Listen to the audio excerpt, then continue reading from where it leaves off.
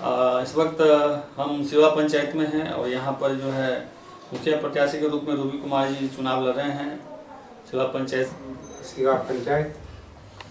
बिजन जी, ये जो पंचायत चुनाव में जो है खास करके मुखिया के लिए आप कितने बार से लड़ रहे हैं? 2 बार से लड़ रहे हैं। 5 वर्ष से पहले भी थे, इस बार भी है। तो पिछली बार मतलब कितने नंबर पे थे आप? हम नंबर पर थे 3 नंबर पर। तीसरे नंबर जी, 3 नंबर। इस बीच हम आपको अजय जी से बात करवाते हैं। अजय जी, अपना परिचय दे दीजिए। जी, मेरा नाम अजय कुमार आज़ाद हुआ और मैं इस चैनल के माध्यम से देख रहे सिवा पंचायत के सभी मतदाताओं का हाथ जोड़ के प्रणाम और अभिनंदन करता हूँ और परिवर्तन की इस लड़ाई में आप हमारे साथ आए, हमारे मुहिम से जुड़े, यही मैं आप सभी से निवेदन करता हूँ। धन्यवाद। तो बच्चन जी, हमारी चैनल की जो खास कर थीम है उस बारे में आपको बता देते हैं। हम गांव के समस्या से लेकर के और कड़वा सच भी पूछते हैं। जी। तो इस दौरान जो है हम इसलिए पूछ रहे हैं आपकी, इस बार चुनावी मैदान में 15 उम्मीदवार खड़े हैं आपके टक्कर में। जी। तो कैसा क्या माहौल है? बहुत बढ़िया माहौल है। यहाँ के जनता चाहते हैं कि नया में हो और नया में जो आपका छवि है बहुत अच्छा है और इसमें कोई कमी नहीं है। हम लोग न्यूज़पेपर में पढ़ते हैं, टीवी चैनल पे देखते हैं कि बिहार की कई सारी पंचायतें जो है वो आदर्श पंचायत के दर्जा में आता है। बिहार सरकार उसे विशेष पुरस्कार भी देता है और राष्ट्रपति से उसे सम्मानित भी किया जाता है। आज हमारे बगल में एक फुलपरास प्रखंड है, वहाँ धर्मडीहा पंचायत है, वहाँ के सिंह जी कोई मुखिया हैं और 2019 में वो आदर्श पंचायत घोषित हुआ, उसे राष्ट्रपति ने पुरस्कार दिया। तो हम लोग का सपना है कि अंधराठाड़ी प्रखंड में आज सबसे पिछड़ापन जो पंचायत है सारे दृष्टिकोण से वो सिवा पंचायत है। तो आखिर सिवा पंचायत आदर्श पंचायत क्यों नहीं घोषित हो सकता है? वो जज्बा, वो जुनून जो होना चाहिए एक मुखिया में काम के प्रति, वो नहीं है। हमने अपने घोषणा पत्र से लेकर और जितना भी मेरा बैनर है, पोस्टर है, उस पे हमने बड़े साफ शब्दों में लिखाया है कि हमारा एक संकल्प आदर्श पंचायत बनाना। और आदर्श पंचायत बनाने के लिए बिहार सरकार के पंचायती राज अधिनियम के अंतर्गत जो भी काम है जो मुखिया के अंदर का है, हमसे ऊपर लूट होगा, बेशक होगा, उसको हम रोक नहीं सकते हैं।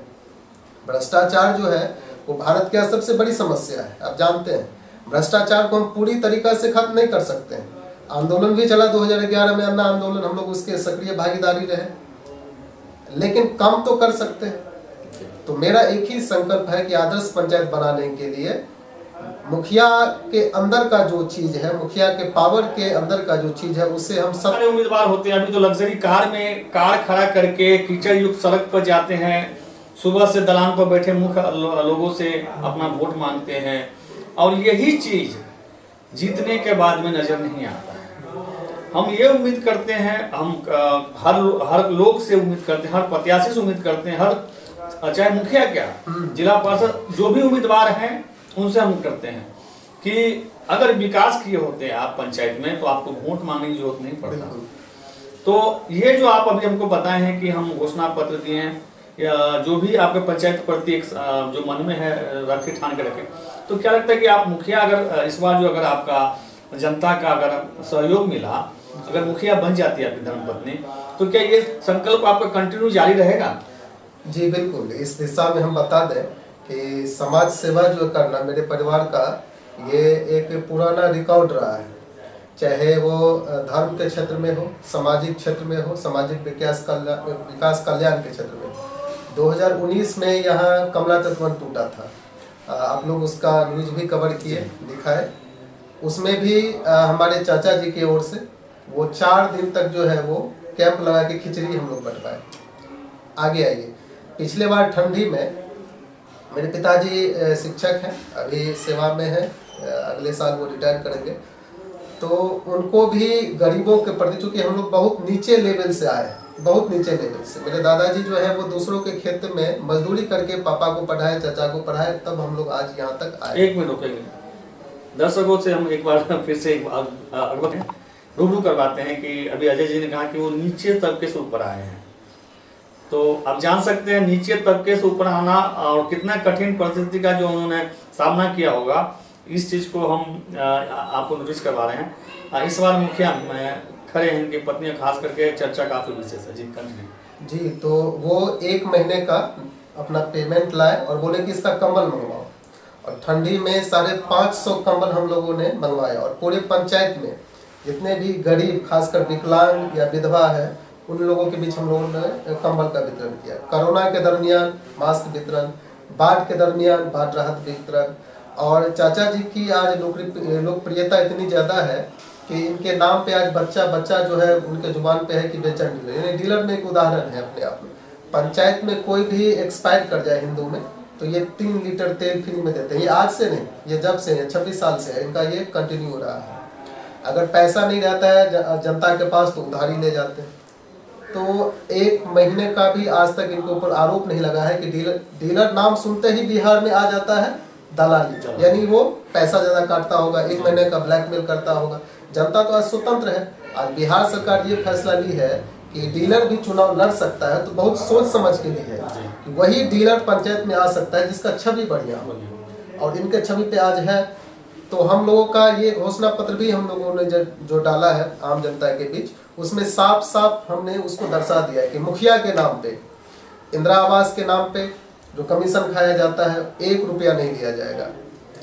मनरेगा 100 दिन काम, सरकार का जो अधिनियम है कि 100 दिन काम या उसके बदले पैसा, उसमें भी कटौती किया जाता है। मुखिया के नाम पे 1 रुपया कटौती नहीं लिया जाता। ये मैं खुला आपके चैनल पे बोल रहा हूँ। और ये घोषणा पत्र भी हम लोग जो फील्ड में जाते हैं तो जनता को बोलते हैं कि 1 नहीं 2 रखिए, 1 को बंद करके 5 साल के लिए रख लीजिए। 5 साल बाद अगर फिर हम आएंगे तब ये घोषणा पत्र लेके हमसे सवाल कीजिएगा कि ये 23 सूत्री मांग जो हमने आपके बीच रखा जिसको हमें पूरा करना, उसे हमने पूरा किया या नहीं।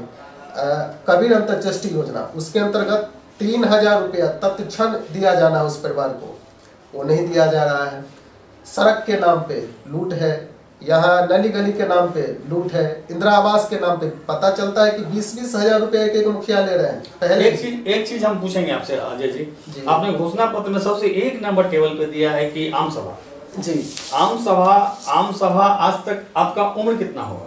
मेरा उम्र तो ऐसे 32 के आसपास हो गया। 32 साल के युवा हैं, खास करके आप हमारे मित्र भी हैं। जी बिल्कुल। तो आज तक 32 साल में जब से आपको मतलब दुनिया का अनुभव हुआ है जी, तब से आपने कभी आम सभा देखा है? देखा कभी नहीं है, सुना है कि सिर्फ कोरम को पूरा किया जाता है आम सभा के नाम पे। सिर्फ उनके जो आम सभा के जो मेंबर हैं, चाहे वार्ड सदस्य हो, मुखिया हो या उनका जो कोर कमेटी है, उनके नाम पे सिर्फ आम सभा बैठती है एक बंद कमरे में और डिसाइड कर लिया जाता है कि किस योजना के ऊपर कोई डिस्कस करके उसको पास करवा के हो जाता है। आम सभा का सही मतलब है कि गांधी अक्टूबर के अवसर पे, इसके बाद 26 जनवरी, 15 अगस्त और एक और लगभग साल में 3 या 4 आम सभा जो है वो करना होता है, जिसका नियम है कि डुगडुगी बजाकर या माइक से अनाउंस कर पूरे पंचायत के जनता को एकत्र किया जाए और फिर उसमें सर्वसम्मति से जो भी पंचायत का समस्या है उस पर चर्चा हो और फिर योजना बने। आज तक ऐसा नहीं हुआ है सिवा पंचायत में। यहाँ तक कि ग्राम वो तो आम सभा हो गया, वार्ड सभा का भी है। तो उसी प्रकार वार्ड जो सदस्य है वो भी अपने वार्ड का जो है वो वार्ड सभा का आयोजन करेंगे हर 3 महीने पे।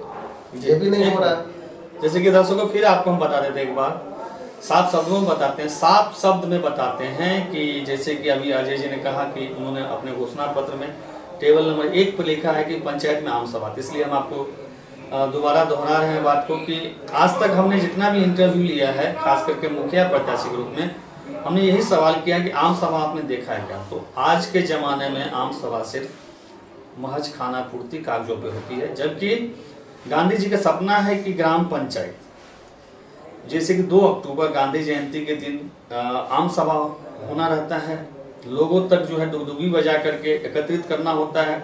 वहाँ पर सर्वसम्मति से गरीब परिवार को देखा जाता है, जो कौन गरीब है कौन अमीर है, वहाँ से पारित होकर के जो है विभागीय अधिकारी के पास जाता है उनका प्रस्ताव। लेकिन अब तो ये चीज़ संभव रहा नहीं।